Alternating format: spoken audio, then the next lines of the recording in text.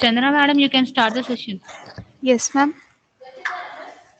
Welcome back to the session 2 of Day 6. Good morning, everyone. Myself, M. Chandana, working as an assistant professor in VV Institute of Pharmaceutical Sciences, Gudlavalleru. I'm very much glad to act as a chairperson for this session. Now I got this privilege to introduce you all the resource person of this session, Dr. Girinath G. Pillai, sir. Dr. Girinath G. Pillai sir, the director and founder of Zastra Innovations, Bengaluru, visiting scientist at Nairo Research, India, and formerly a Marie Curie Research Fellow at Malcode, Estonia.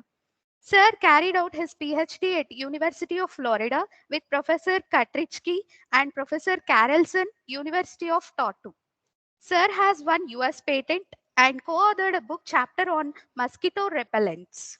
Sir holds 40 research papers in peer-reviewed international journals. Sir has expertise in the area of computational medicinal chemistry, mechanistic-driven drug discovery, and modeling software.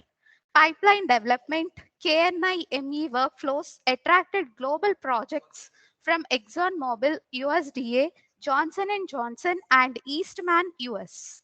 Dr. Pillai sir is one of the coordinators for the Government of India MHRD's Drug Discovery Hackathon 2020. Currently, sir focuses in the area of aging and longevity studies. Apart from scientific positions, he is also a mentor at IIIT Kottayam, Government of India's Niti Aayog, ATL schools, and research advisor to Pondicherry University, VIT, and other institutes across the country. Now, the most awaited time is arrived to take the lecture of role of statistics and machine learning in lead optimization using ADME tool by Dr. Girinath G. Pillai, sir. Sir, please start over the session. Very good morning to all. Thank you so much for your kind introduction. Can you hear me? Thank you, sir. Yes, sir, we can hear you. Let me share my screen just a second. Sir, can you switch on your video? Madam, after the presentation, can I do it? Because otherwise the bandwidth might be. Sure, sir. Yeah. Okay. Pillai sir, good morning. Good morning, sir. Okay, nice to meet you, sir. Nice to meet you too, sir. Okay, please, sir, carry on. Okay, you, sir. thank you. Yes, sir. So before I start, it's good to know about my audience also. I can see many of the faculties are here around. So I want this to be more interactive. I don't know whether you're busy with your schedule, other schedules, but it would be nice to understand. I understand from the organizers that there are chemistry background, pharmacology, ceutics, analysis, all.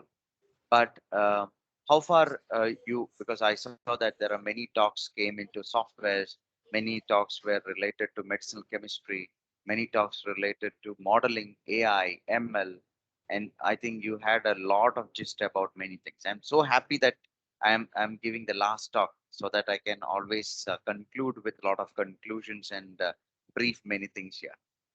But before that, I want you to be more interactive also. Until unless you give a feedback, we cannot move forward with understanding process. So to start with, can you all give me understanding on which background you're from? Medicinal chemistry, computational, pharmacology, ceutics, or what is the problem and what is that you're trying to look out from these sessions? Quickly, in like 2 minutes. You can unmute. I hope everybody can unmute, or you can put it in the chat. Then only I can start my session, basically. So I wanted to understand what is your expectations from these sessions, or on which area you're working on. Let it be you are not working on computational or ML. Don't worry about it. You're completely an experimentalist. Absolutely fine. But please let me know. You can even type on the chat also. or you can speak. Both are fine.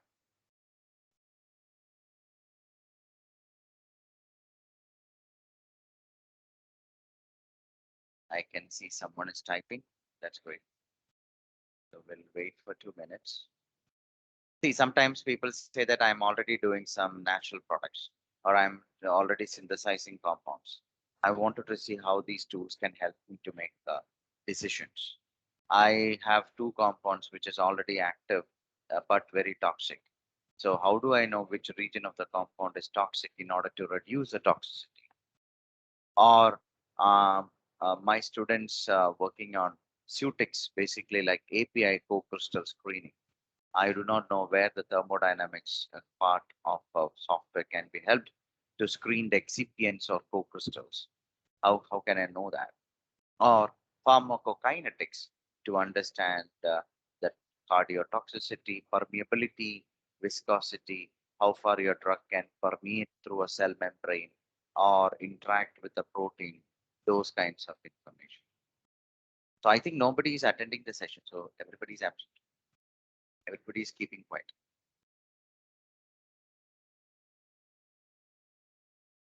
No response. Or you have to motivate me to take the session then.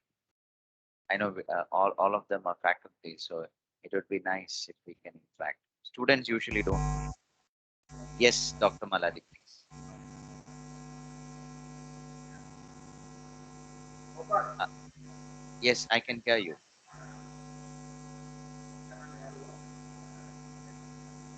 Uh, Dr. Maladi, your mic is having some issue. Not able to hear, bro. Yep. Thank you so much for taking that initiative. Either you can put it in the chat. Yeah. What about others? So there are many faculties here. You will be expert in many of the fields, so it would be nice to know that. I hope you also have the difficulty when you teach and students don't respond, how we get demotivated. Right? So now I also feel demotivated. Just kidding. I'll be anyway taking the sessions just to see how far we are going with your expectation, because I am a person who feels that I need to deliver what you require rather than what I think what's best. Dr. Maladi, still we are. Yes, Raj. Sir, good morning, sir. Good morning. Yes, sir. I am from pharmaceutical chemistry background, sir. Oh, nice. Okay. And you're also doing synthesis and all? Yes, sir. So do you synthesize new molecules based on literature or based on some computational rationale? Sir, based on literature, sir. Okay. But when you did based on literature, how far your success rate in the biological activity? You have done biological activities. Actually, it is very less, sir. True. Absolutely. That is what is expected. So Yeah. in pharma industry, they don't depend only on literature. They depend on the existing structural activity data. So based Oh, on that, they try to replace the fragments, they try to replace the function group, which they already understood from the existing data. That's what we call it a structure activity relationship. So when you apply that, you will get much more success rate. You will be able to improve that. So today I'll be discussing that how to do. Yeah. Thank you so much, Raj. yes, sir. Thank you. Anybody else from different others? So chemistry, I got one person. Pharmacology, Sutix, analysis. I'm not an expert in vigilance and others, so sorry for that. Good morning, sir. Good morning, madam. I'm Dr. Vijayalakshmi from Department of Pharmaceutical Analysis, sir. Oh, nice. Please. So, uh, what is that you're expecting from these sessions? Sir, actually, we do method development, sir, by using HPLC and UV or visible methods only, because it is only academic sessions. Correct. Only institutes. Only at this level we do, but we'll be using some chemometrics. That's all, sir. So, So what you how want to, far this AI? where Pardon, you sir. want to apply, where you want to apply this chemometrics to understand what? To understand for optimization of the method development procedures, sir, we'll be using this chemometrics, sir. So, chemometrics is a combination of statistics on the chemical data. So, Yes, sir. That's exactly what I'm trying to ask. What parameters that you're going to consider to optimize your methods? So for quantitative estimations, we use, sir. Okay, okay, yeah. So here we can use QSAR. We do have models, and then rule-based inferences that is especially made for methods, because just thinking that a compound to be only active doesn't make sense that it is going to work always. So we need to consider activity, solubility, toxicity, all the parameters together to make some decisions. Okay. There's something very Hello. So thinking about only activity or toxicity, it is going to be very challenging because you ultimately end up with not a promising compound. So that also will be discussed today about the rule-based inferences and probabilistic scoring.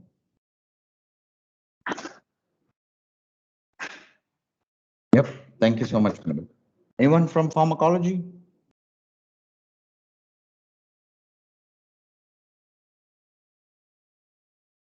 Okay. Others are busy. Fine. So let me start my session then without much delay. So what to expect today is that, So what to expect today is that I'll be focusing on structure activity relationship and why we need all these data digitally, and predicting the metabolic and bioavailability and lead optimization approaches. On the previous sessions from many speakers, you would have heard about docking, ADME, QSAR and all. All good.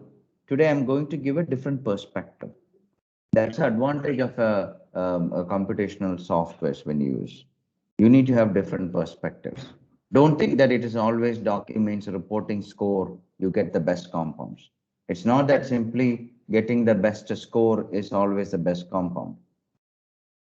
Best score is more of a quantitative and empirical. You want to translate it to wet lab studies. And that's why most of us are failing for us to get the bioactivity based upon the rationale that we try to do. That is mainly because the grand challenge of all of us is to best incorporate the existing knowledge. We always go behind others what they have done. Whether it is right or wrong, we never see. And we try to implement directly into our project. When you're implementing into a project, you need to benchmark and see whether it really works or not. So it's very important to understand whatever the methodology you're trying to incorporate, whether this really works for your system, whether this really works for your protein, it's very important to analyze. So do not implement whatever here and there it's available. Make sure it is validated for your data set and then only use. That means don't think that whatever the software that I'm going to tell you is the only best in this world. In all softwares are good, all softwares are bad. The person who uses it decides whether it is good or bad. So in order to materialize that, you need to use all of them and try and understand which could be the best one. So when you're modeling in AI, I don't use the word AI, too much hype, because artificial intelligence for drug discovery is very limited because we do not have enough data to do it. Even for deep learning, we don't have enough data in drug discovery. How can you do AI? So in order to do AI, we need to have a lot of data. So our main intention based on these sessions are to understand we need to generate right experimental data. Our focus should be mainly on generating correct experimental data. Why I mentioned correct and right?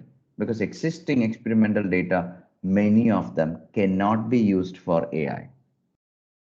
I'll tell you in my session, in my further slides, why we cannot use it. So that's why I'm expecting a lot of questions from you and interactions also. We will make it more a discussion-based session. Now, we also represent different softwares, which is like a Schrodinger and Discovery Studio, where it is being taken by Sudarshan and Divya. So we also do handle Optibrium mainly for lead optimization, which they don't have, and human toxicity endpoints. You can predict from clinical trial data the human toxicity, metabolite prediction. For example, you will be able to find out whether your compound to be a pro-drug or not. And then you can do hit optimization. You can make modifications of your compound based upon docking studies. And for pharmaceutics, we do have thermodynamic based crystallization. That means co-crystal structures, formulation optimization. So you can understand at what stoichiometry you might get the solubility, permeability, and many other factors. So mainly it is used for Sutex, and this software is called Cosmotherm, is available in all the API formulation industry across India, including pharmaceuticals. And then materials, metallurgy, material science, polymers, nanotechnology. These are also we do have softwares. And in graph papers, I'm sure everybody knows about biostatistics as well as CDD Vault for electronic lab notebook. The uniqueness of these all the software licensing is that we do provide a perpetual license, means lifelong license. You pay one time and the software works for many years. It's not like 10 years, 15 years, it is unlimited. Because for academics, it's very important because you cannot spend money for every year. As well as you will be getting 65 teaching licenses for free. Because when you're purchasing software commercial tools, it is not that only for the research scholar, the only also the M.Pharm, B.Pharm students also should have experience on that, because these students tomorrow going to commercial industry should be aware of the technologies that they're already using there. So in order to promote that, Melinda Gates Foundation being collaborated, and we get support for these teaching licenses also, including other projects. So teaching license of 65 licenses will be provided. So that will be a motivation for the students also to work on these tools. Let us look at the folklore, because when we talk about drug discovery, it's all about chemistry, unfortunately. And also other field expertise comes into the picture. So it is a multidisciplinary business anyway. It involves synthesis, structure activity relationship, receptor interactions, and ADME. Most of the time I've seen in many of the discussions with the faculties, they said that, yeah, we focus on synthesis based upon literature. We do docking. We predict ADME properties. All good. You get accepted as the paper. But what is the use? Who is going to use this data for their translation of the next level of studies? We can see many citations for our reviews, but we don't see much citations for our new chemical compounds on the biological activity side. In order to see that, we need to provide efficient data, not enough data, efficient data. In order to give efficient data, we have to talk about structure activity relationship. Don't think about QSAR. QSAR is all numerical and quantitative. When I say structure activity relationship, a chemist needs to know which region, I mean, a medicinal chemist or a pharmaceutical chemist need to know which region of the compound is active, which region of the compound is toxic. That is what SAR means. And ADME, just predicting the ADME and putting it in a table doesn't help. We need to know the pharmacokinetics, where the ADME are significant, or which region of the compound is having some issues with ADME. Can we modify that? Can we transform that? That is what we have to look at. So simply putting the predicted values from a software, you did not do any novelty. I still remember when I submitted my first paper in my research, I got 8 rejections from different journals. One of the reviewers said one comment. I was so feeling bad that time, I took it too personal, but later I realized what he said is true. He asked me this question. The software predicted whatever values you reported, and you wrote a discussion on that. What is your brain did? What is your novelty in this paper? What he said is a fact. The software predicted, I explained it, that's all. What did I do personally? Nothing. So when you come up with these predictions from software with ADME or docking studies, make sure you innovate something, you think something on that, and you try to translate that into a new compound or efficient compound.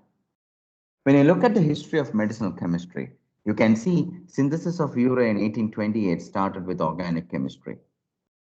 And very late in 1932, 30s, medicinal chemistry was received formal recognition in academic pharmacy.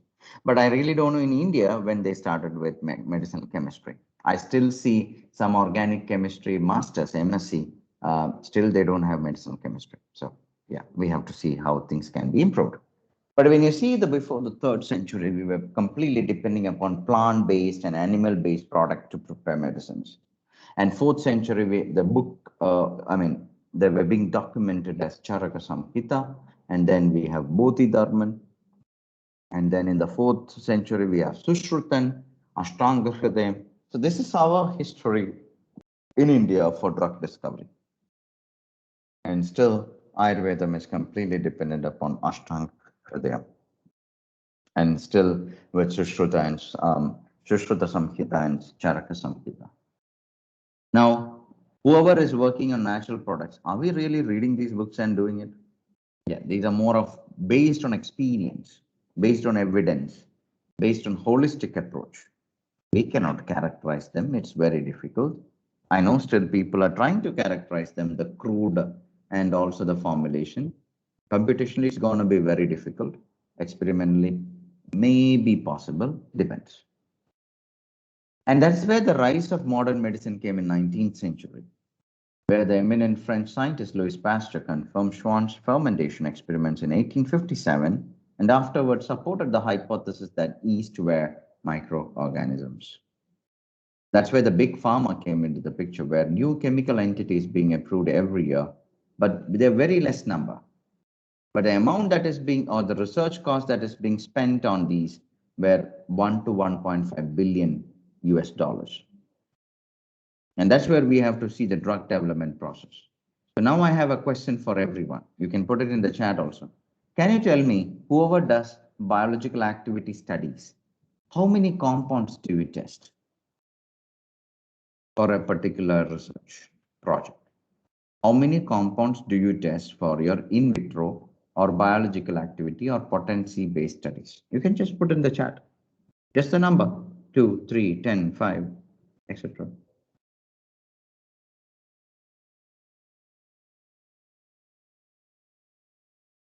Nobody does? I'll be asking a lot of questions, so yeah, if you can respond, it would be great. Otherwise, fine. So nobody does any wet lab experiments.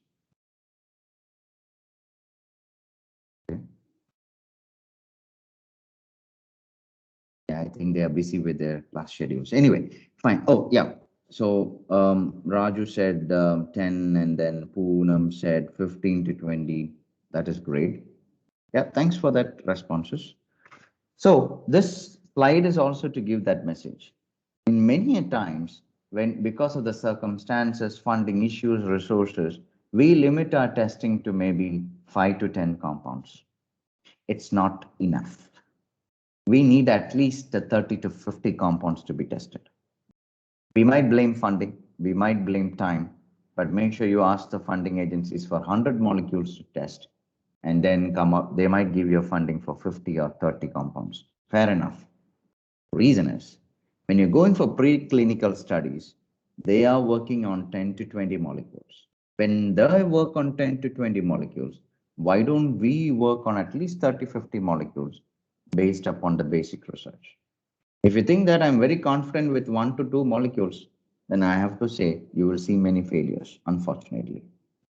Because a potency study doesn't relate directly to effectiveness or pharmacokinetics or toxicity. The potency study just tells you how the compound is active or inhibiting. That's it. That's it. So make sure you have at least 30 to 50 compounds tested as the rationally to understand the hit identification. Because in preclinical, we are with 10 to 20 molecules. And as year proceeds, we have 5 to 10, 2 to 5, and finally we come to 1 to 2, and then after the clinical trial, it comes with a single compound. So, and about $1.2 billion being spent on it. I agree, we cannot spend that much. That's okay.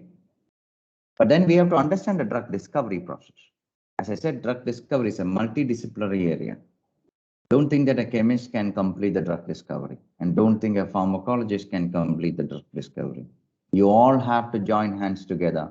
You all have to cooperate. You all have to collaborate to come up with a single drug discovery project. Each one you have your own role. When you come to target identification, that's where pharmacoinformatics, bioinformatics, then biotechnology, biochemistry all comes into the picture. Because for a disease, we need to identify which could be the possible right target. If you're not able to identify the right target, whatever the rest of the things you do doesn't have any meaning. What I'm trying to say with the target identification is, before doing docking itself, you need to know what could be the possible mechanism of that protein, which is the right amino acid of the protein. For example, which is the right amino acid I have to interact. So it is not that after doing docking you need to know about which is the amino acid. By the way, before continuing, I hope everybody knows about proteins and amino acids and all, right? What is an amino acid, receptor, mechanisms, metabolic pathways and all. So throughout my session, if the answer is yes, you can type number 1 in the chat. If the answer is no, you can type number 2. So for all yes, it is 1, and for no, it is 2. So the question once again, hope you all know about what is amino acids, receptor, mechanisms, metabolism, and also upregulation, downregulation of a pathway, and what is a function of a protein, domain regions, etc., which talks about the mechanism of your drug molecule under specific targets.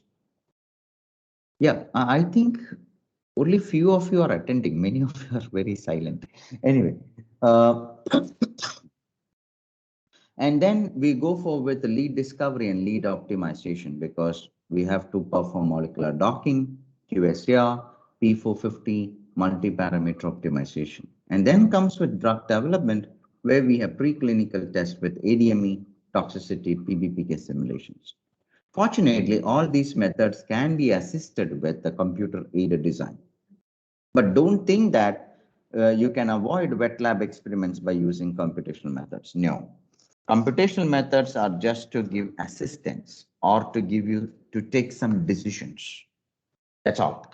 But they are never going to replace your wet lab experiments, because computational predictions are just predictions only. Don't think that using a software you can bring a drug into the market. Never, ever. It is good for marketing purpose for us to say. No, in reality, it is not that. So what is the success rate of this CAD? That's where we are going to understand. So I have one more question for all of you. We see there is an increase in the cost of medicine. Many of the civilians, when they go to drugstore or medical store, they have only concern is that whether this drug will cure my disease. Second question, whether this drug will be affordable to me. Is it so expensive? Now, as a researcher, forget about government policies, securities, generics, all those things, patent and all. Tell me, as a researcher, as a scientist, what you can do to reduce the cost of the medicine, which is very, very important in the drug discovery research. How you can reduce the cost of medicine, or what is the reason why there is an increase in the cost of medicine? What do you think?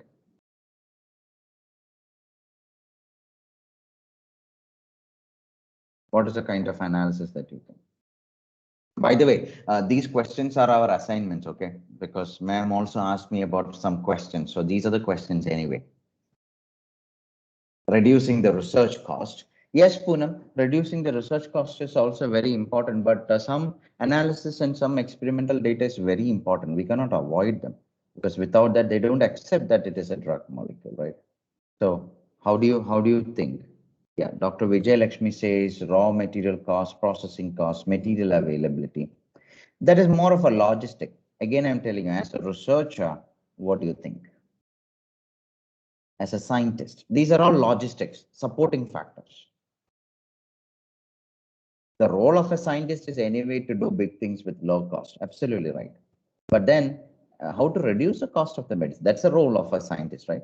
The main two roles of a scientist is to try to find questions, answers for the unanswered questions, or explore unexplored things. And second main objective for a scientist is that how to reduce the cost, means how to do big things with low cost. Okay. Yeah, so I can see only Poonam and Vijayalakshmi madam is able to think, do a brainstorming. What about others? Okay, I'll continue. So the main reason is, thank you to both of you. So the main reason for the increase in cost of medicine is failure. The main reason. If you look between 1960s to 1980, FDA approved rejections. The main failure was because of poor ADME properties or poor pharmacokinetic properties.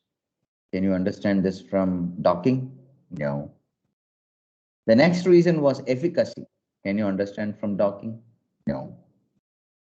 So don't think that docking is something for everything. No, there it is a starting point, a very good starting point for drug discovery. So when you come to efficacy and ADME, that was the reason for main failure of oral drugs. But later between 2000 to 2010, it has changed. The main reason for failure was because of toxicity and strategy. But you can see the pharmacokinetics and efficacy were able to get reduced with the challenges. This was mainly because of implementation of structure activity relationship. I don't say QSAR, please don't mistake me, not QSAR, structure activity relationship. That's where we need to see the role of statistics and machine learning. How, if a person who does not know about structure activity relation by looking at a structure, how the statistics and machine learning could help us. Because this is where we need to capture computationally. Because when you capture things computationally, it has a different viewpoints. Because drug discovery is a multidisciplinary field. I'm working in this field for the past 14 years. I still say I'm not an expert. I'm still learning. I'm a daily learner. I have a limited memory. I might have read 10 different papers last month. Not necessarily that I have to remember all of them, maybe few. But computers have virtually unlimited capacity and perfect recall. Now, another question time. How many of you, what do you think there is a difference between information and knowledge? If there is a difference, then what is the difference between information and knowledge? Instead of typing, you can unmute and yourself. That's absolutely fine. I don't understand Telugu, but I think coordinators can help me to understand it. So language shouldn't be a barrier here. Feel free to interact. So what is the difference between information and knowledge? Very important, very relevant to drug discovery. I'm trying to tell a story to get into that. So if you think there's a difference between information and knowledge, then what is the difference?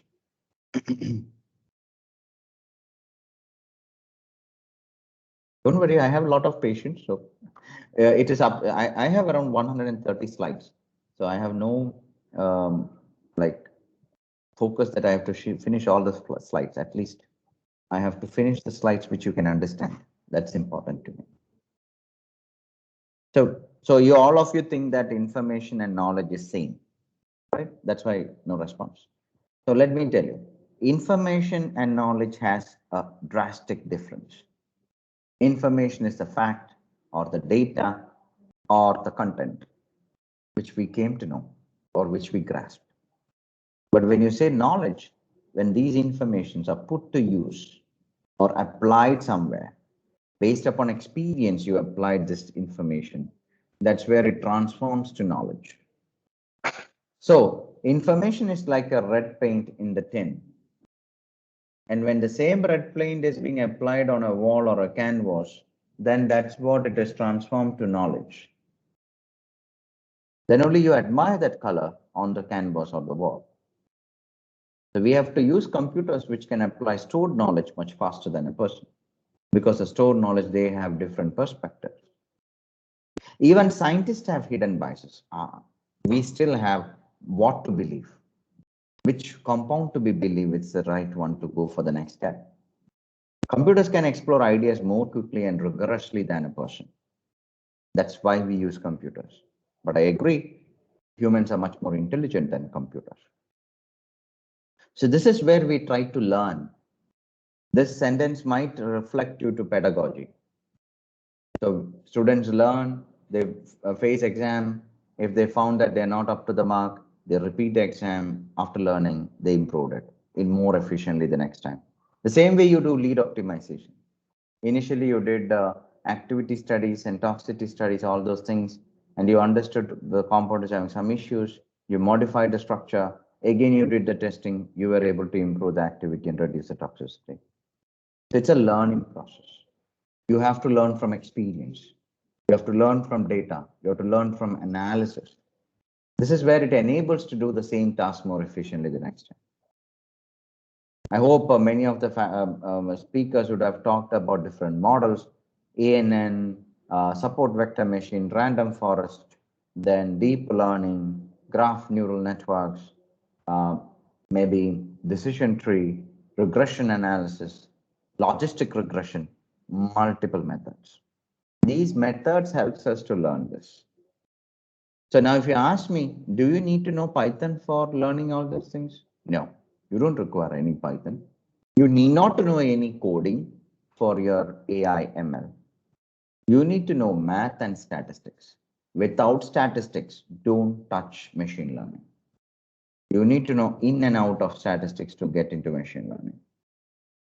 You have many tools that can help you do machine learning without a single coding. The first and foremost software is called Weka, W-E-K-A. Then you have KNIME, K-N-I-M-E, KNIME. Then you have Orange data science software, which also you need not to do any single coding. You can just do the machine learning. When you come to the data science, that's where the business knowledge comes into the picture.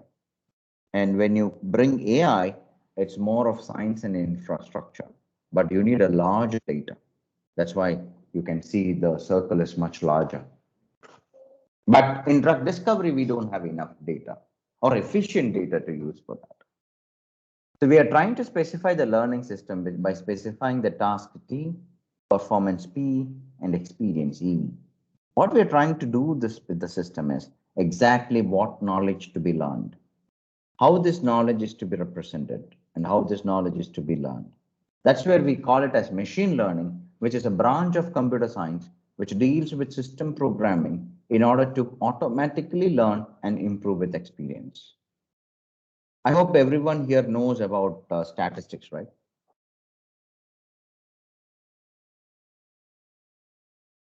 Yes or no? I hope everybody knows about statistics. Yes, great. Thank you, Punam. You followed it by typing 1. So when you know statistics, we also know that when you generate a model using the training set, dependent and independent variable, you generated a model and you have those regression data and all. But tomorrow, if you want to add few more data into that particular model, you have to again start from scratch, which is manual. It's not automated. But when you come to machine learning or deep learning or AI, that is not manual. If you feed in more data to training set, it has a capability to learn by itself and remodel it to whether to improve the model capability or not, which we can call it as hyperparameterization, and it is able to automate the machine learning models.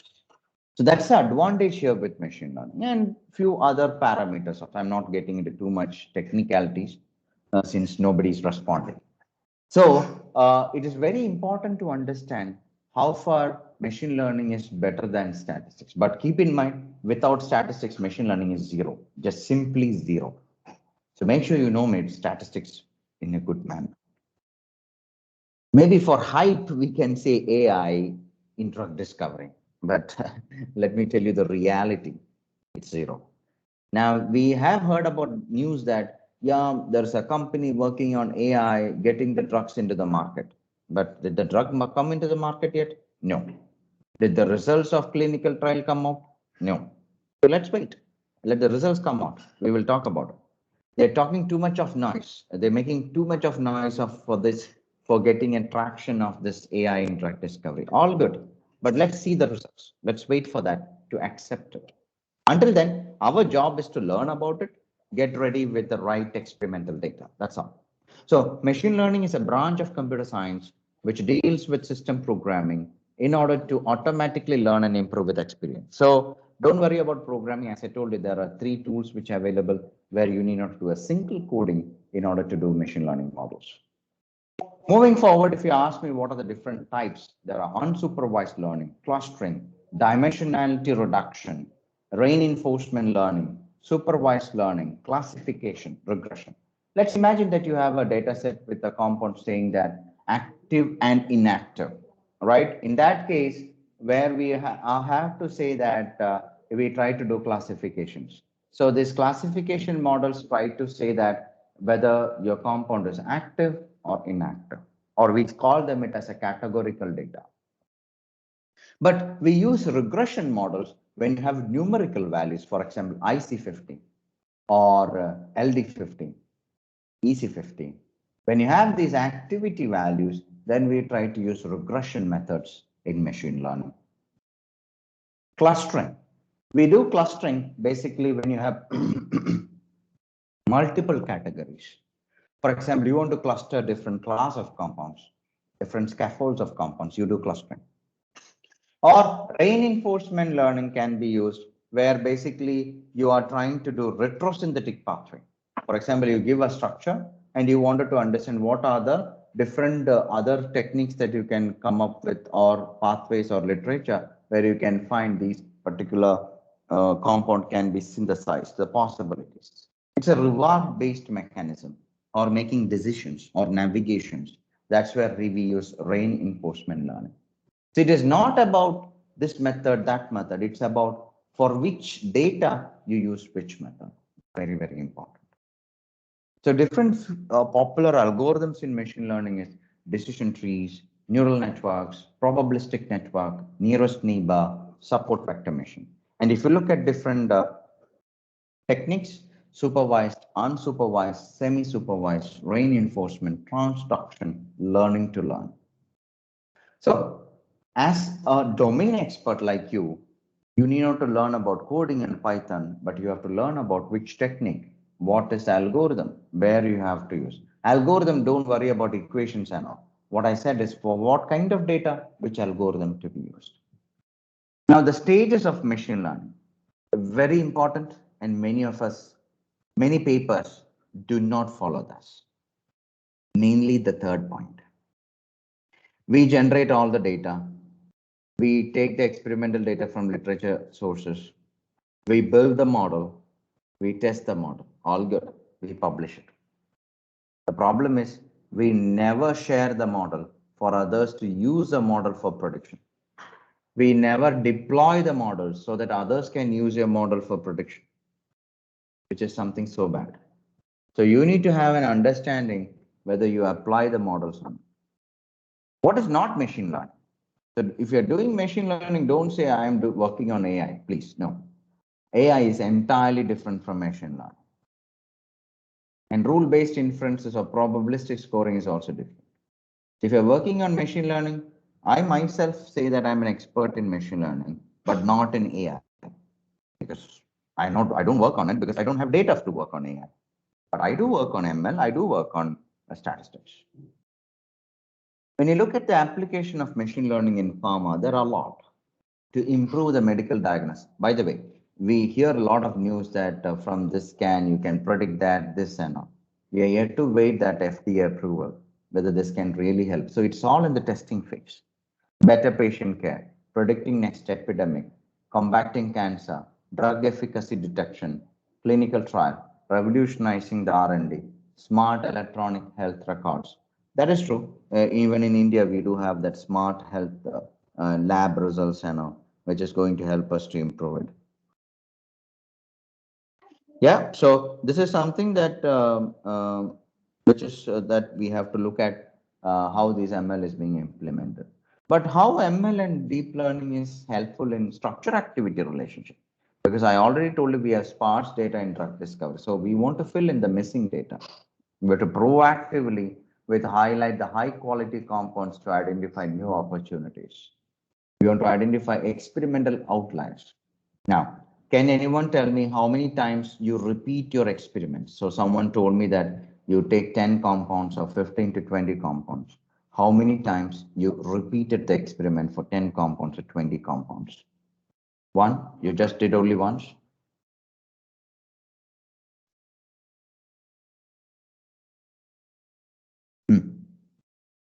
That's really good. So I think, yeah, so Poonam said duplicate or absolutely right. Until unless you repeat your experiment, we will be having the you will be having experimental variability. Experimental variability always gives error in statistics. That's what we say, experimental errors. If you are do not repeating the experiment, you might say, I don't have fund, I don't have time, I don't have resource. Come on, that is your logistic issue. But drug discovery does not know whether you have time or whether you do not have money. They need to know the right data.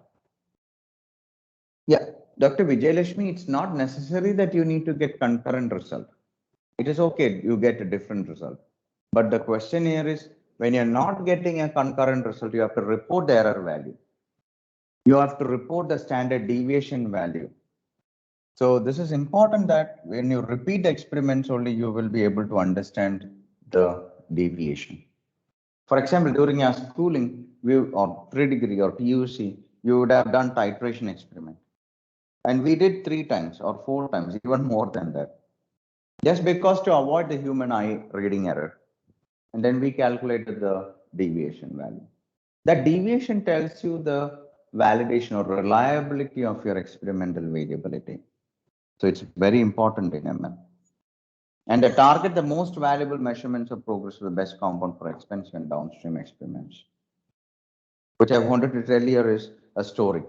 So let's imagine that you are doing ML, AI, you got better R squares and all those things. I'm sure you would have seen many presentations with a lot of R squares. But when you come and playing around with chemical structures, R square has its importance, but there is something else also. For that, let me tell you a story, a question again. So let's imagine the number of oranges grown in the month of October in United States and number of babies born in the month of October in the United States. I'm going to correlate these two as per the days. Maybe 30 days I will try to correlate. On correlating this, I will be able to get a correlation anyway. They might be having a good correlation each other. So there is no issues in that, right? So it is important that you might get a correlation, but there is another issue here, causation. Is there any logic behind correlating between the number of oranges and number of babies born? Does that the number of oranges grown is dependent on number of babies? So we need to look at whether this is dependent. It is not dependent. Number of oranges grown is not dependent on the number of babies born.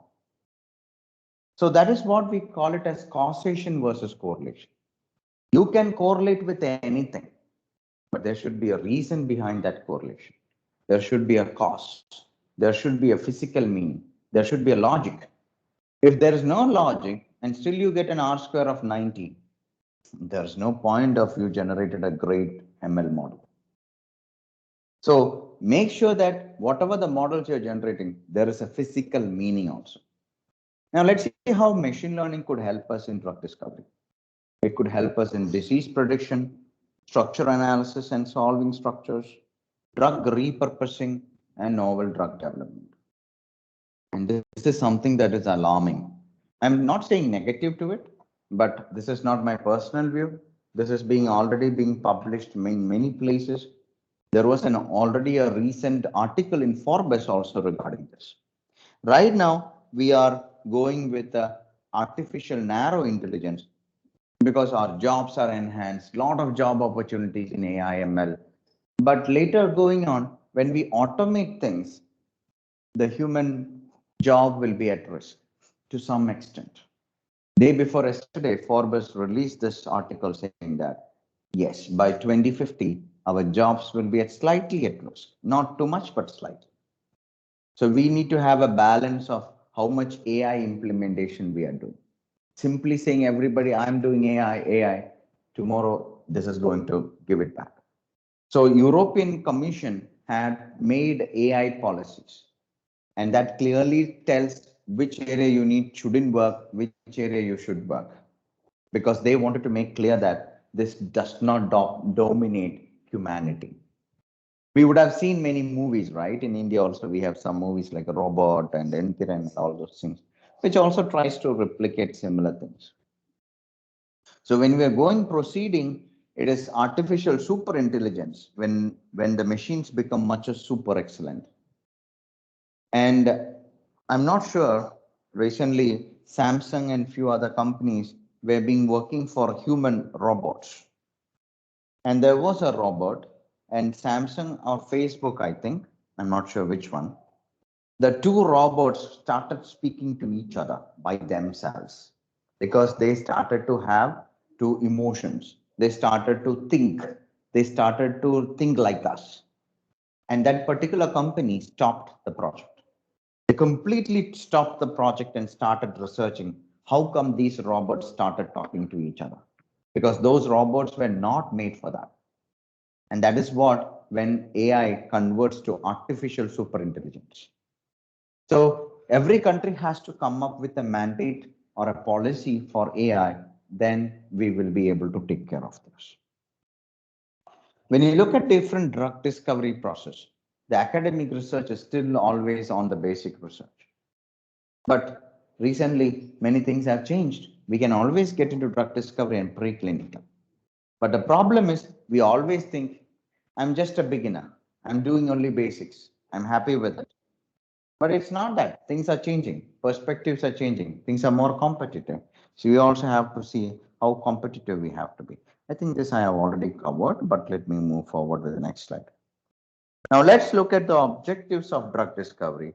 So we do have something called as Optibrium star drop, which will be actually helping us to understand about the drug discovery process. The first and foremost thing is that we need to look at the common situation. Many of the chemists who listening here would understand and try to agree with me. Most of the time, chemist tries to synthesize compounds. They already decided what to synthesize. They synthesize compounds and ask the computational people, can you do some docking for me? It could add value to my paper. The modeler get confused. They'll ask the question, how did you design this compound? Second question, what should be the possible target? I really don't know. Did you keep something in your mind and design this compound? Chemist will say no. And then computation modeler will design something on the computers. They got a better activity. They got less toxicity. They come to chemist, can you synthesize this? Chemists generally say it is very difficult because we need to know the retrosynthetic pathway, may be so expensive, starting a reagent is also very expensive, etc., etc. There is always a communication gap between these expertise. So we need to know how we can come up with a better situation so that chemists will understand which compound to be synthesized based upon the understanding the data from computational softwares. And the modeler should understand what are the compounds that he or she has to design based upon the possibility, feasibility, accessibility of the synthetic route of a compound. Once these guys each other understand this, they will be having an understanding about how these things has to be taken care. So it is very important and evident that each of these experts have to look at what they wanted to deliver and also how to transfer their knowledge to the other expertise so that they can translate the research findings also. So it is not that easy. It is always through discussions, through optimizations, you will be able to achieve that. That's where we need to understand three different terminologies in drug discovery. Can you tell me what is a hit molecule? a hit molecule. The rest of the two I will be explaining. The rest of the two is lead molecule and drug molecule.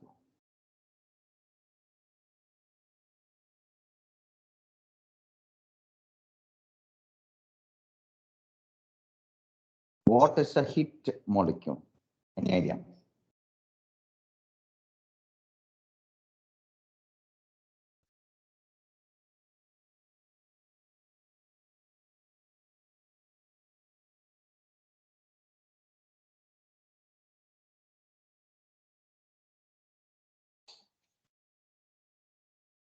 Okay, good doc score. Okay. Any other viewpoints? The Akhila Devi madam said a good, good session. Okay, so thank you. But which have sufficient binding interactions with target. Okay. What about others? Just think, no. Even if it is, there is no right answer, wrong answer in this discussion. Everything is right because I already started my session saying that drug discovery is of multidisciplinary and multi-perspective. So each one has its own importance. Great. I think at least one, two, 3% are really very active in the discussion. That is great. Thank you so much. So let me explain again, since there was not much responses. Thank you so much for whoever responded. So also, I'm sure that others are able to follow. I know you might be curious to answer, but not answering. I'm just was kidding earlier, but let me know that you're able to follow or not. If you're not able to follow, I can change my track of explanation. So be frank and open. Until unless you tell me that you're able to follow or not, I will be not able to understand. Anyway, so what is a hit molecule? Any chemical compound that shows good potency as well as shows a good binding affinity towards a protein target, or it could be a biological target, is called as hit molecule. Hit molecules are never one compound or two compound. Hit molecules should be at least 50 molecules, at least minimum, right? So don't think that by docking score you can find a single molecule and go for interactions or wet lab study. Never do that. It's a big mistake that you're doing. So hit molecules are compounds that are having good potency, good activity, also having a good binding affinity towards a biological target. Now, when do we call this as a lead molecule? When the hit molecules are having a balanced properties of solubility, less toxicity, absorption rate, that is in human industrial absorption, then metabolic stability, like that it doesn't break down through different cytochrome P450 enzyme or metabolic pathways, and it is permeable, soluble, flexible, all those things. Once these hit molecules have all this balance of these properties, we call them as a lead molecule. We never call a chemical compound drug until unless it enters into clinical trial after the approval. Until then, we call them as drug candidates, drug-like molecules. That's it. So these are different stages that you have to know: hit, lead, and drug. Now, most of the time we try to do wet lab studies and docking studies, but then when we do toxicity, then it might be toxic. It will be a challenge for you.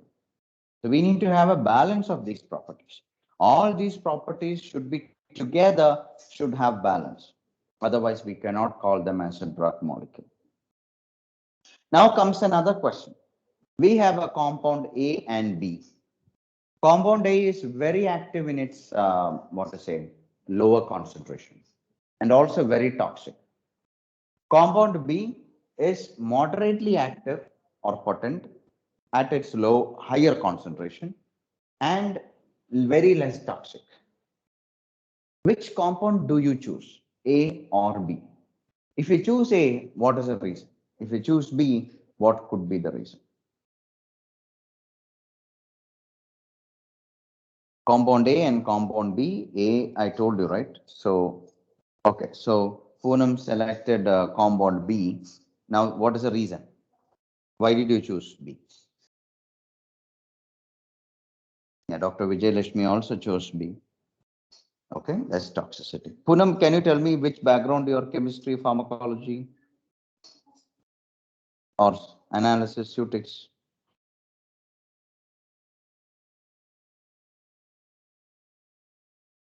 Chemistry. Okay. Yeah. So what is the reason? Why A, why B? So both of you chose B. So one reason was less toxicity. Okay. Others still waiting to respond. Okay, fine. I'm not waiting anyway because many things to be covered yet. So A and B both are correct, but generally in drug discovery, people go with A because the most and foremost important criteria or property that we have to choose in drug discovery is activity. The first and foremost important property. If the activity is considered and the rest of the things are coming in, we try to optimize them. So here, as we already know, active, I said A is very active at lower concentration. I will start with A in order to see that without much compromising of activity, can I reduce the toxicity? For that, I have to make changes in my structure. I have to do lead optimization. If it fails, then only I go with B because B is very less active at higher concentration. So very less chance. But what we have to do is when we make changes in the activity, that means a core is being replaced, a bioisosteer is being replaced. When you're replacing the bioisosteer, there are chances that toxicity might come in also. So it is always a good strategy to start with A. If A fails, then you can go with B. We never start with B. Theoretically, what we learned so far was any compound with less toxicity is good. Moderate activity is acceptable. But when you come to drug discovery pipelines, it's not the way in that way. It is completely till the end where we need to understand, focus that its activity is more important. Because activity is also related to effectiveness, but not directly it is going to show. So we need to see about different databases available. I'm sure about, databases like Campbell or PubChem or BindingDB, all these databases. But I thought to show you some databases of natural products and phytochemicals, where Coconut database is there, Dr. Duke's database, IMPACT database from India, then Supernatural 2, NPACT database, and few more. When you do target identification, you can use systems biology and network pharmacology approach. So the network pharmacology approach is going to help you understand this. Since due to the interest of time, I'm not going to cover this. We can have another discussion later if required. This is especially good for crude as well as for natural products. And then we are trying to see that which compound is already being studied earlier of similar structures with different targets and genes. And then we try to see what is the synergetic effect of the crude. And we can use Cytoscape as a free software, which will be able to generate this. And when you target prediction also, we need to know what could be the possible structure, what should be the amino acids, what are the different activity area, functional group, all those things we need to have an understanding. So that is something different, which I'm not covering today. We'll completely get into structure activity relationship, which I'm sure everybody will be interested. Because in the compound A, when I said it is very active and highly toxic, one should know which region of the compound is toxic. If you do not know which region of the compound is toxic, you cannot modify the structure. So if I say A is toxic, B is non-toxic, A, please make modifications in A, the chemist will always ask the question, where should I modify? Because if I modify somewhere, if the activity is being compromised, there's no use. So I have to balance the activity as well as toxicity. So where should I make modifications? So this is something that we have to look at. And for trying to understand that, we implement structure activity relationship.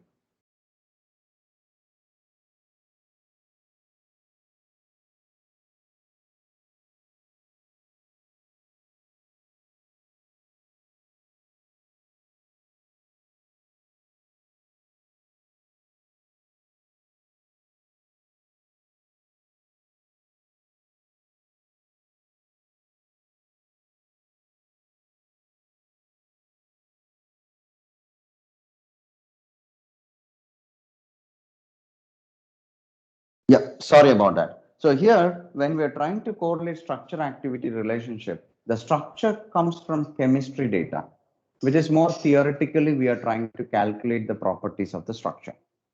Activity comes from the biology, which is wet lab experiments, bioactivity, or potency studies. These two has to be correlated.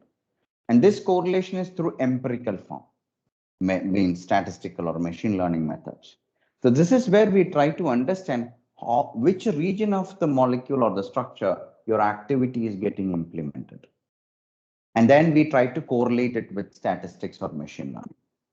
Similarly, we also have to look at what are the different types of QSAR, because one which I told is structure based. Other is you wanted to quantify it, how these relationship can be quantified. When you quantify, there are three types. One is reach endpoint. I'm sure analysis group Sutix will be knowing about reach and OECD principles. So reach based QSA, which is more for regulatory purpose, and OECD principles for scientifically valid QSAR. And there are others which is more of an applicability domain based QSAR.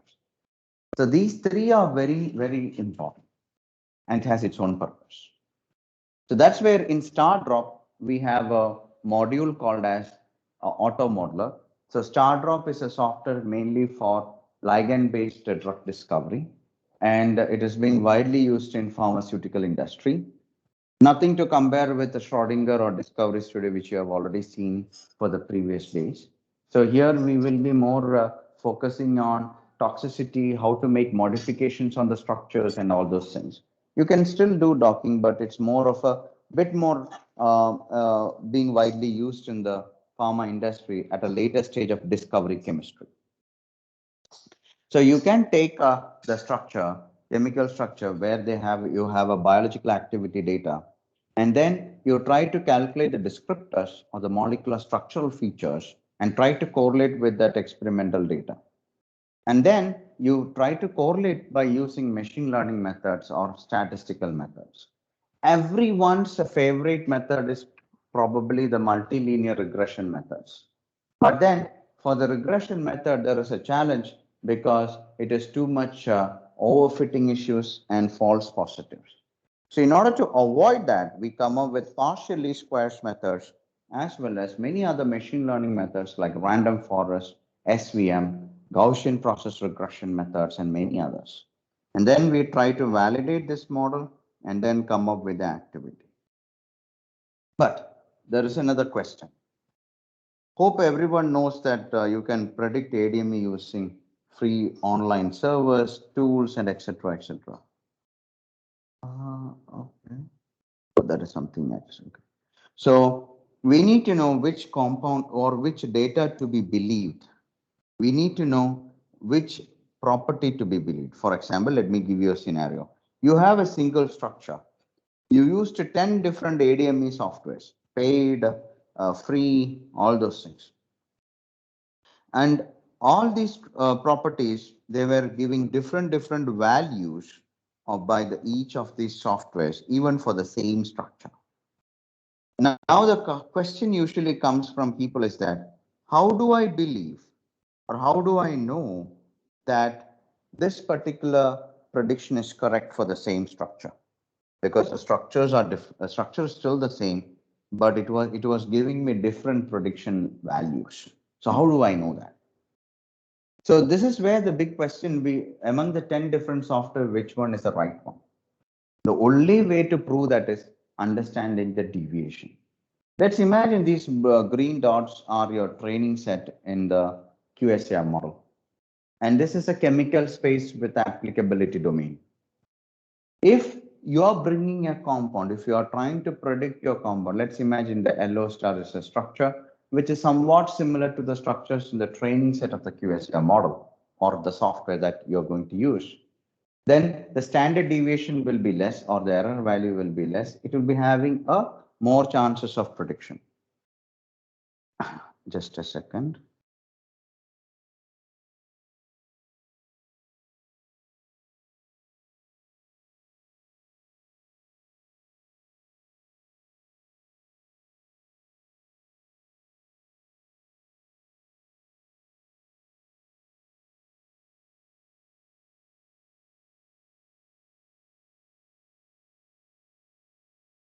Yeah, so if your structure that you wanted to predict is similar to the training set, then it is having less, what to say, deviation. If your compound is slightly different from the structures in the training set of the software that you're using, the deviation will be slightly higher. But if it is entirely different, there will be high deviation, which tells you the predictions are unreliable. This does not tell that the model or the software is bad, but it tells you that that kind of structure is not present in the training set. So it is very important to understand how to believe these predictions from different softwares, because each one of them give you a different prediction based upon the training set or based upon the structures they have been used to populate. We have a ADME module. ADME basically trying to understand the distribution, where your drug will go after getting absorbed. Will it remain intact by passing through liver metabolism and others, whether the compound will be still the same or break down? Will it get in, whether it will be getting absorbed through human intestinal absorption, or will it stay in, whether it accumulates or get excreted at the correct time? Now you might think, by using a structure, how can you predict these ADME properties? Again, it is a physiochemical and molecular properties. We try to correlate them with the specific ADME. And those ADME properties, what we are trying to correlate, they do have some physical meaning or logic between the molecular properties and the ADME properties. So if it is distribution, it is depending upon the partition coefficient, solubility, etc. So they are being having a logic as well as a correlation. These are the different ADME properties. So don't think that by predicting an ADME property, your job is done. No, we have to optimize it and try to understand how this combination of different ADME properties is going to help you to understand. That is where you have the structure activity relationship on the left side. So here it is telling you, wherever you see red color, we say that is having a positive significance. Wherever you see blue color, it is a negative significance to these activity data or property or ADME properties. So just defining the values. So here any predictions you do with the predicting the ADME properties, you will be able to get the deviation values also. So you will be able to understand the error value. Predictive toxicology can be also predicted, which is anyway freely available by US EPA. So these predictive toxicities are also able to be predicted within the STAR drug. But additionally, this is something paid, commercial, not available for free anywhere. It is an expert evidence-based toxicity mechanism. So based upon the human trial, there will be all the pharma industry formed a consortium, and that is where is LASA Limited UK, and they were able to come up with this particular software package where they will try to identify the particular region based upon the evidence. So here we have epoxide, which is already said as an plausible bacterial mutagen. And this particular package is widely used by pharmaceutical industry, whoever goes for an FDA filing. Without these predictions, none of the FDA filing will be accepted because FDA says they need the predicted human toxicity values. So these are the different 42 toxicity endpoints available within the package.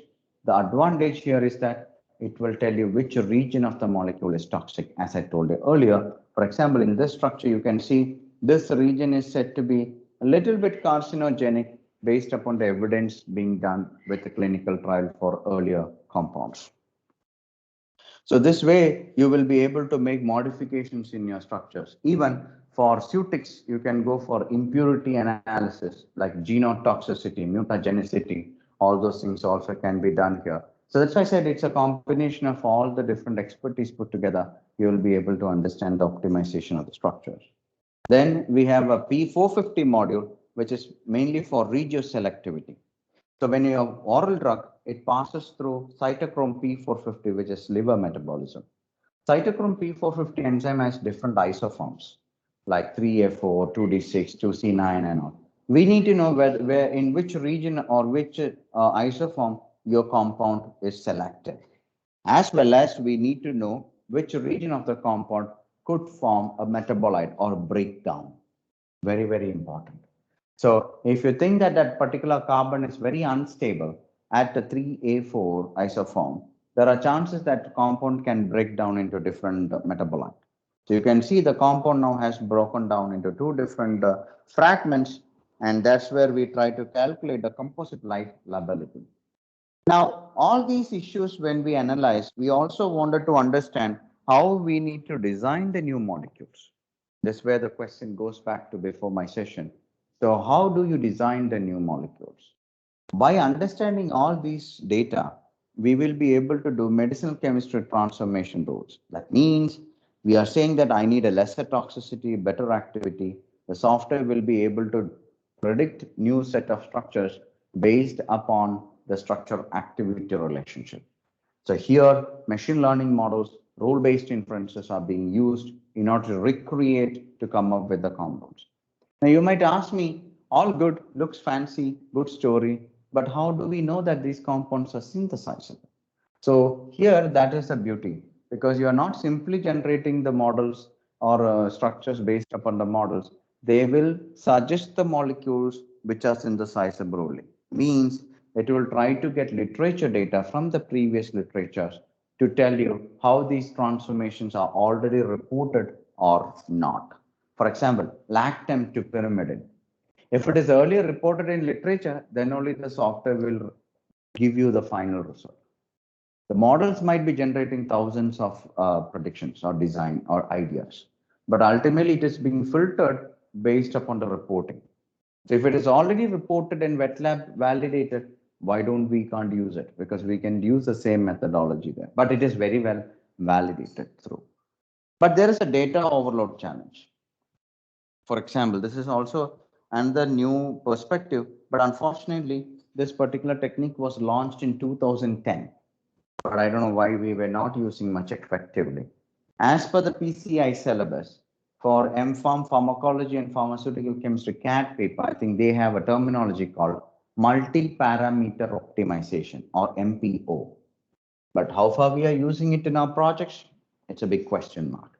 But this is there since 2010. So it's almost 12 years now. Are we using it?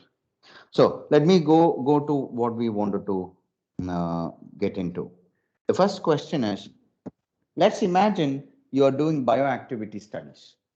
You have 100 molecules you tested. If I want you to choose the best 10 molecules, you will be able to easily select based upon the activity. That is fine. Everybody knows it. Now the question comes here is that, let's imagine for 100 molecules, I did potency test, absorption test, solubility test, toxicity test, cytotoxicity test, then metabolic stability test, permeability test, etc., etc. So around 10 different experiments I carried out for all 100 molecules, 100 molecules. Now the question here is, you have to choose the best 10 molecules considering all 10 experimental data. Generally what we do one by one. First potency, the best ones we then do the second experiments. That's how we generally do. But here the question is different. All the 10 experiments data has to be chosen for all the 100 molecules, and you have to choose the best 10 molecules. You might think it could be average, but still they are independent. The 10 different experiments could be independent. You cannot average it. And all 10 different experiments, if you try to choose one by one, you will be biased because one will be having good activity, the other will be having toxicity. So you're confused which one to choose. So this is where we try to understand what kind of data overload the challenge is. That is where we have to see, we have to have data for in silico, in vitro, and in vivo. Don't think that you have to first do in silico and then you have to do in vitro, in vivo. So just doing in silico and based on that, if you do in vitro, in vivo, is not going to help you. You need to also understand how these things are being taken care. So first, in silico data, in vitro data, in vivo data for all the compounds, and then you have to prioritize the property. Which one is more important? Which one is less important? Based upon the uncertainty, you have to choose them. So this is how you will be able to understand how these things can be put forward. And finally, you will be selecting based upon the quality and the diversity. So the quality and the diversity is something very important.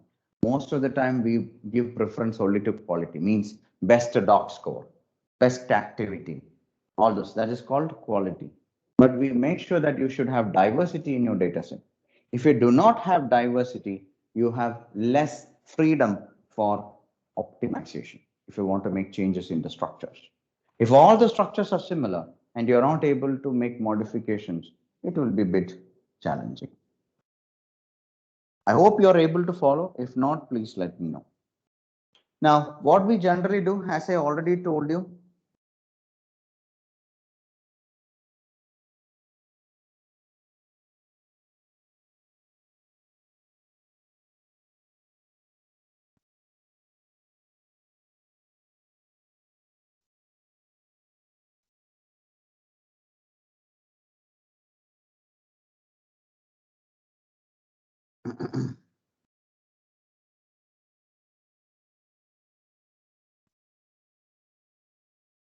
yeah. So basically, we try to select some compounds based upon the activity, and then we remove the inactive compounds. Whichever is active, we select those compounds, then further go for absorption rate studies. And if they are having poor absorption, we remove compounds. And finally, we expect that we got a better or a best compound. So it is also important to understand it is also important to understand how we confirm this compound is the best. But unfortunately, most of the time, even though your compound is very active, there are chances your compound is having poor absorption. It might be removed from your data set. Then you might end up with a moderately active compound. I think in the beginning itself, someone, I think Raju sir already told about this experience. It is not really translating. So you have to be very cautious in this methodology. That's where we try to do multi-parameter optimization. I hope everybody knows here Lipinski rule of 5. The Lipinski rule of 5 says that molecular weight should be less than 500, then log P should be less than 5, hydrogen bond donor should be less than 5, acceptor should be less than 10. Now, how many of you think that any compounds less than 500 is only the good ones? Any compounds with 501 or 502 compounds are not good ones?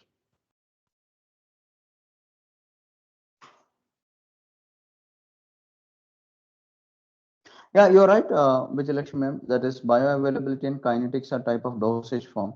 Potency and less toxic drug selections are also, but we have to see a combination because as ultimately when you call a compound to be drug, it should be bioavailable. It should have good kinetics. It should also potent. It should also have toxicity, less toxicity. So we should have balance of all these properties, right? So ultimately, we cannot say a compound with a potent and less toxic is good for everything. No, there are chances that compound always fail in phase 2 trials also. So balance of all these properties are required in order to choose the best molecule to move forward. So it's not that only potency. It's a good start with potency, no wrong in it. But make sure we also look into others. Otherwise, we will fail at each stages. That's why in academic research, we never experienced that because we didn't go for that different phases, which we can easily do when all the departments sit together and work for a single project. Easily it can be done, but yeah, we have to form in that working system and culture very soon. So the question was whether do you think that compounds with molecular weight 300, 501, 502 or 503 is a very bad molecule or a good molecule? Or still it can be considered in our drug discovery project? That is a question. Because we saw that Lipinski rule of 5, if we are not satisfied with Lipinski rule of 5, we can remove those compounds. We don't want to consider those compounds, right? So as usual, I think you're not following what I'm saying. That's why you're keeping silent. Anyway, anyway, so it can be considered. It could be considered. True. So when you say that it can be considered, then when you use Lipinski rule of 5, when you're doing that filter, your compound with molecular weight 501 and 502 is not considered. So you logically know that it can be considered, but by using the filter, you're simply removing those compounds. So that is what is called as missed opportunities. Unknowingly or just believing on a filter, you're removing compounds. Here, I don't say that Lipinski rule of 5 is wrong. No, it is correct, but used at the right place. That is what is called. Right now, many of the drug failures are happening because of the strategy. You're using unnecessary filters at unnecessary place. And now you will tell me, I have seen 100 papers, people are using that. Why we need to repeat the same mistake they did? So we have to rethink. We have to start asking these types of questions in our research.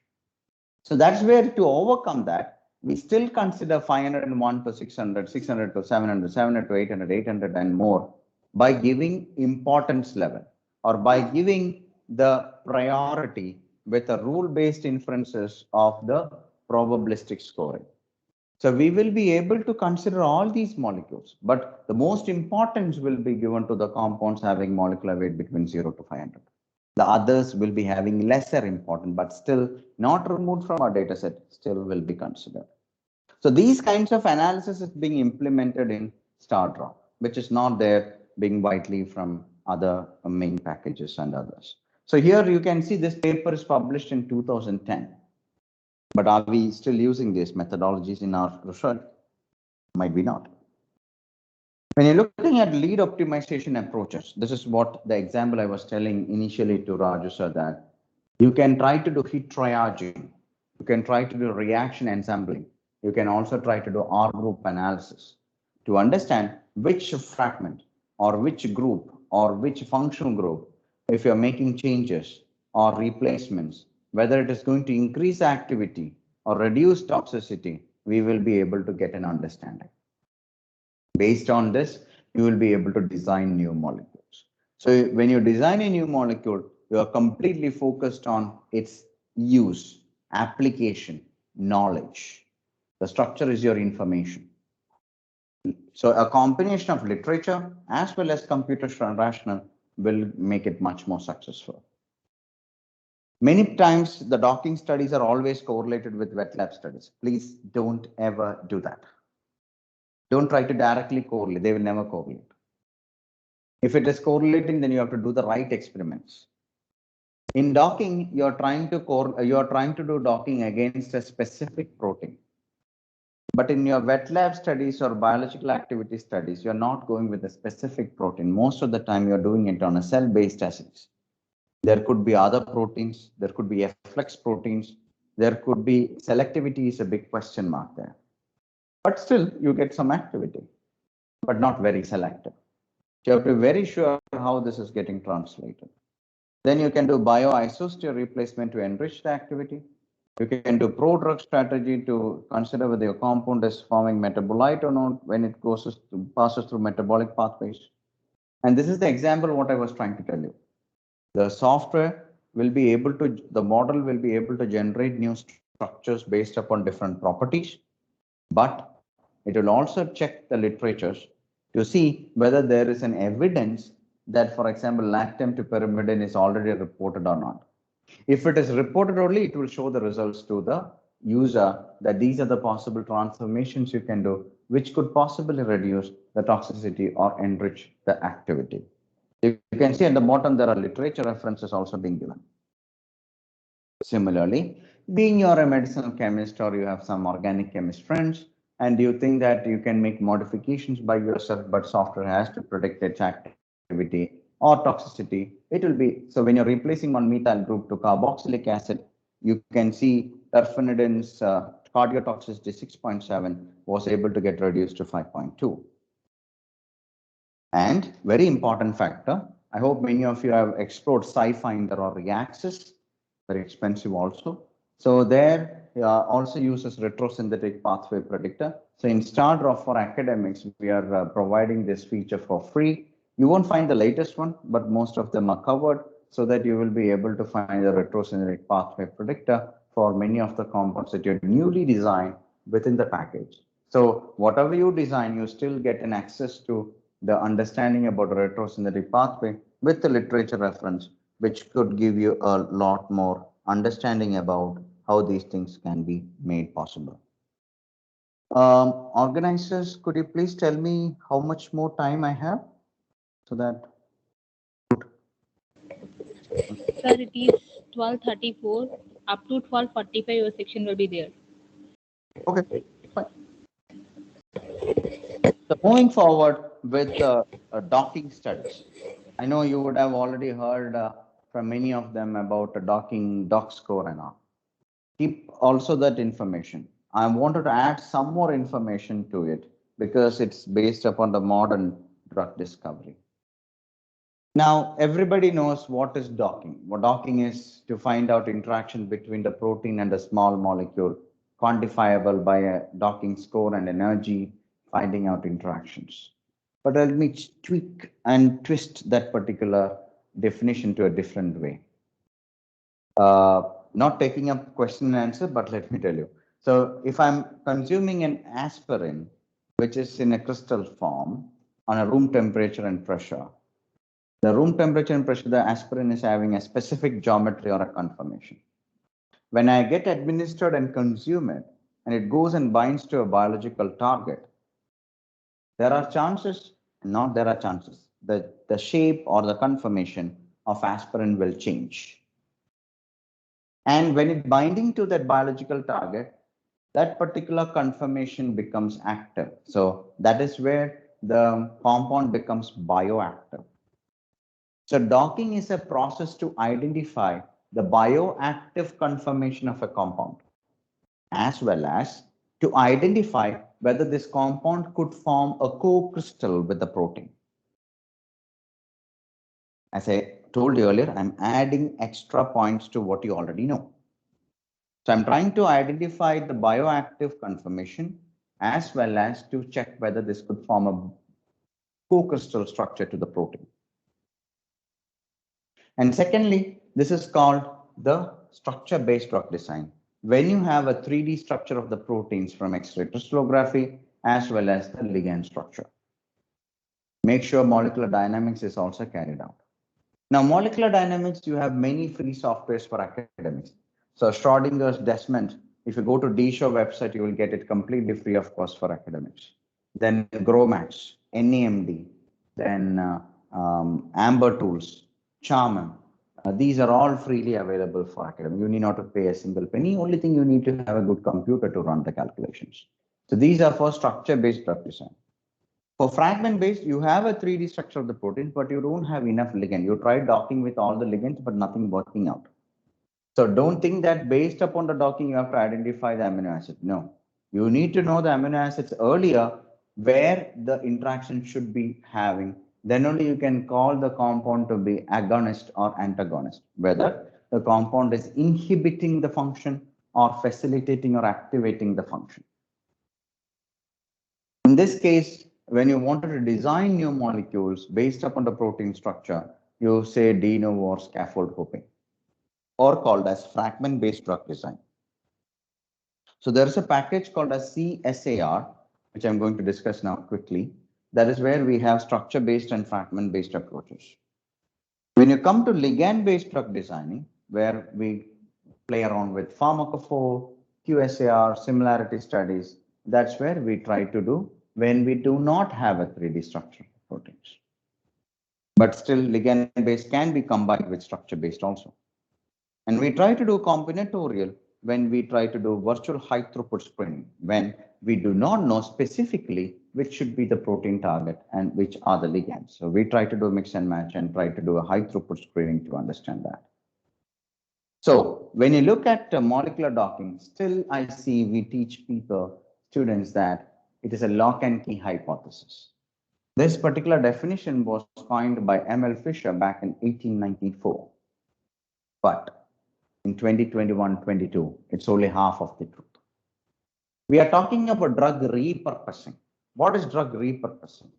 We are trying to see a validated drug that could be used for another target or another disease. That means key lock or lock and key hypothesis means for one lock, there's only one key. For one key that can fit into only one lock. Exceptional cases, etc., etc. But in drug repurposing, a single key can fit into two different locks or three different locks. So how can you say that it is a lock and key hypothesis? It's only half truth, right? So the perspective changes as the year proceeds. It was easy for you to publish a paper with docking results in 2005, maybe even in 2010. Can you submit a paper now just with docking studies to ACS or RSC journals? They simply reject it. Without wet lab experiments, they don't accept it. I'm talking about the quality of the paper, not based upon the impact factor, based upon the reviewers and the editors. Because they have super expert people there to help us to understand which is the right expected standards. So by using docking, it's not about looking only at score interactions, but to answer few many other questions. Where the ligand will bind, how will it bind, how strong it could bind, why it is binding, what makes a ligand bind to the receptor better than the others. So we need to understand lot many things before doing docking, but do we really look into it? No, because we say the other paper, they did not report it. So we need to have a mechanistic driven. We need to understand the target. We need to understand which is the key amino acids having a specific function. And that amino acid should be in the pocket to interact. If not, this is not going to be really translating from this computational studies to wet lab. In CSAR software, the one which we offer, there is something called conservation studies. Let's imagine you're working on antiviral or anti-cancer related targets. Maybe you worked on a lung cancer target, everything you did, start docking studies, wet lab, cell-based assays, everything, all good. Now the reviewer is asking you one single question, nothing else, everything is good. How confident you are that your compound is very selective to lung cancer target, not to any other cell lines? You don't have an answer because you did not test with other cell lines, right? So just the results that you gave is favorable doesn't mean that your compound is very selective only to lung cell lines, lung cancer cell lines. So you need to do conservation studies. You need to understand what are the other proteins similar to your protein binding site, and then try to do docking or even wet lab studies to prove that your compound is selective to only the protein that you choose, not to any of the other similar proteins that is already available. If you look at the good paid journals like Journal of Medicinal Chemistry, JACS or JCIM, RSCs, or even JOC. So there you will be able to see that the reviewers ask these questions. So be ready for the next 5 years because we have to uplift the expectations to meet the expectations of the industry and the community. And that's where we have to see how the docking really works. The green sticks here tells you the amino acids in the pocket. The white is the complete structure.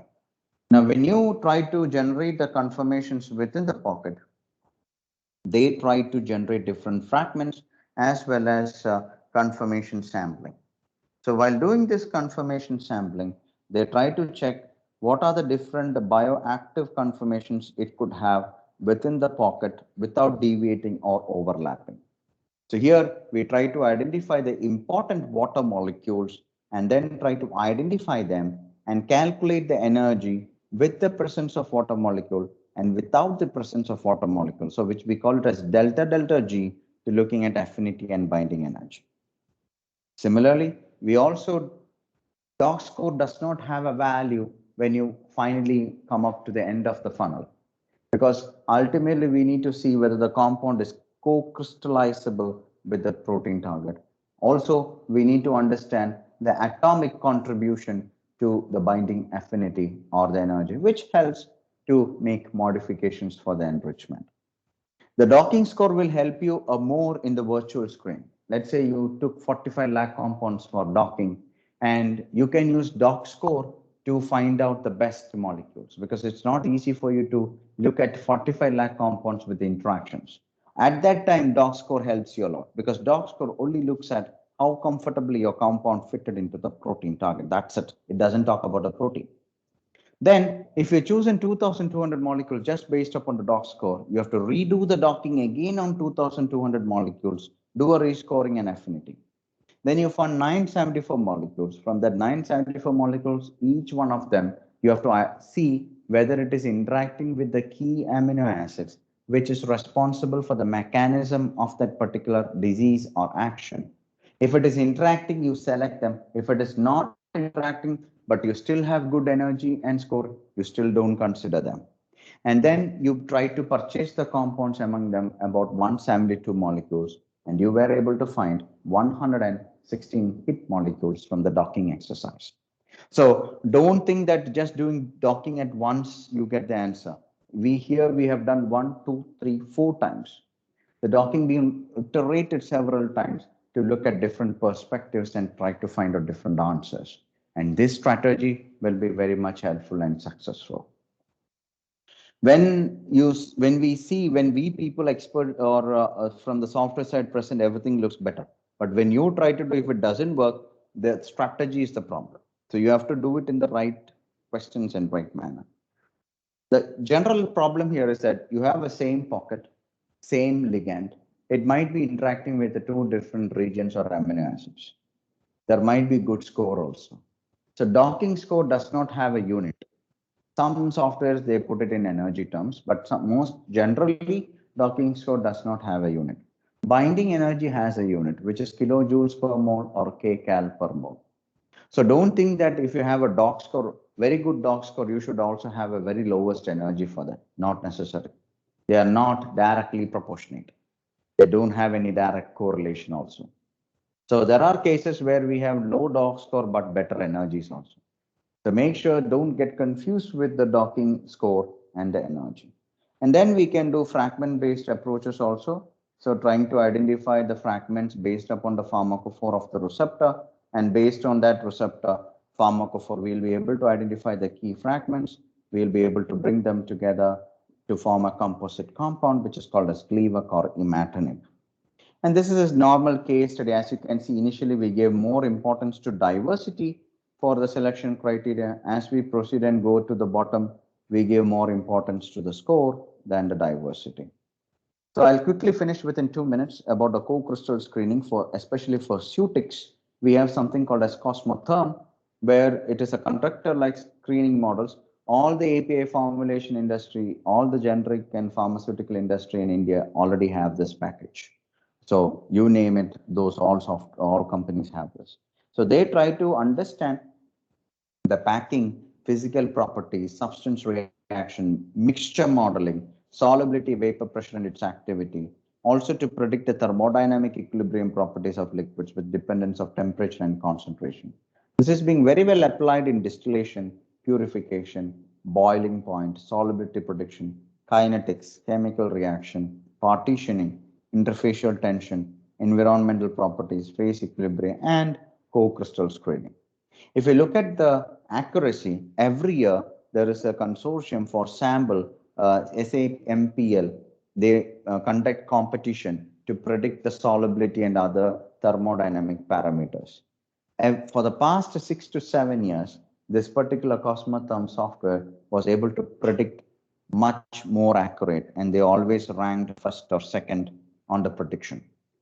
So these accurate predictions are when compared with experimental data.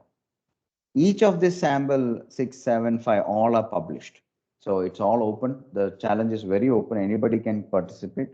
So we were able to come up with the accurate. So you can check with the SAMPL and you'll be able to find the publications for these predictions. So that's all from me for today. These are some of the publications from my own group. Even though I run a company, I'm very much passionate about research and other things. So I had a PhD student and with the Vellore Institute of Technology, and we worked on longevity and aging and few other collaborations with US universities where we published ASPET, where StarDrop and CSAR was extensively used for lead optimization design of new molecules, considering the fact both activity, toxicity, and pharmacokinetic properties were together used to design novel molecules. So that's all from me for today. Thank you so much for your patience and also people who have been interacting. And also, please let me know if you're able to follow because many of them were very silent. I'm a bit worried whether you were able to follow. I did my best and let's see. Thank you so much. Thank you so much to the organizers as well as to Lakshmana Rao sir, Sai madam and others really coordinating a lot with me. And thank you so much for this opportunity. I'm looking forward to further discussions and any questions. I'm happy to take it. Thank you. Thank you very much, sir, for your valuable information. Starting from drug discovery, stages in machine learning, applications of machine learning, and designing a new drug by using machine learning, sir. I request participants, please unmute your audios for any queries. Sir is ready to answer your questions. Please raise your hands or unmute your audios. Even if you did not understand also, that is also a question, so don't worry. It is not necessary because too much of information within a short span of time will be much difficult. So feel free, be open.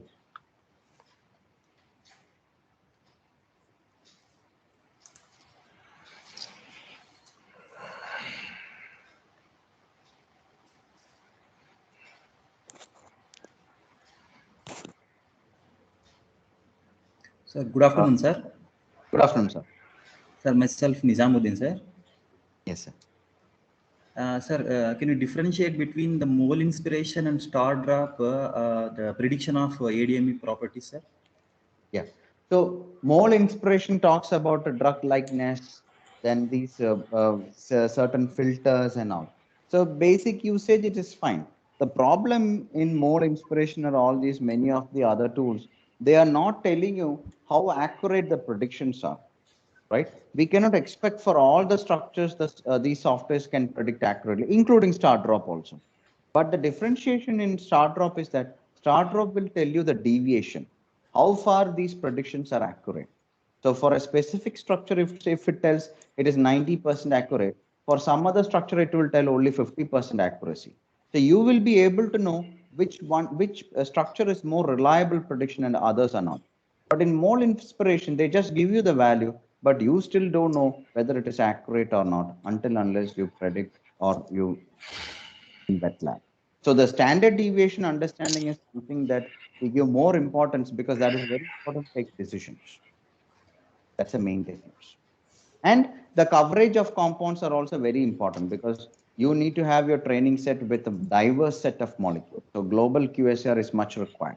But still don't think that after 10 years also we have some structures covered. No, I never claim that. Every year we update the models with new set of molecules and data that is coming out. So based on that, we will be able to tell the reliability of it. Okay, sir. Thank you, sir. Thank you so much.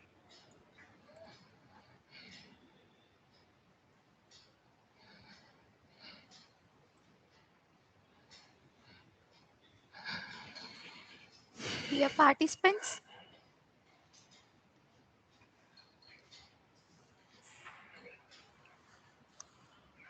Pillai sir, thank you very much. Thank you so much, sir, for this Very, opportunity. very nice session. Thank you so much. Chandana, please conclude. yes, sir. Thank you very much, sir. On behalf of VV Institute of Pharmaceutical Sciences, it's my honor to present an e-certificate.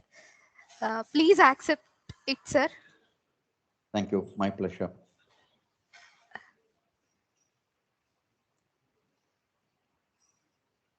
Thank you very much, sir.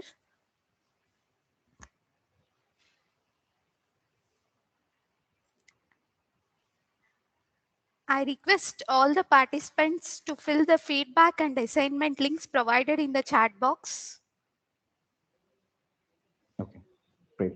So before I also end up, I need to just give a message. Don't make decisions without trying. Whatever you are learning, try yourself. Otherwise, don't. If I say that this is the best one, don't believe it. So what we can do is to all the participants, we can give access to these two softwares for the next 14 days. So I will send the download details and all the tutorials, video tutorials to sir and ma'am, so they can share it with the participants. So you can try with your own data and see that whatever I try to tell you, the key points, how you can reflect and transform it. So that is something very, very important that we have to, and we have to quickly change to the future expectations because we cannot sit as we sat for 2010 because expectations are completely changed. Thank you so much. Best wishes. Thank you, sir. Dear participants, please join for the next session. The next section will be at 1:30 sharp. Please join for the next section at 1:30.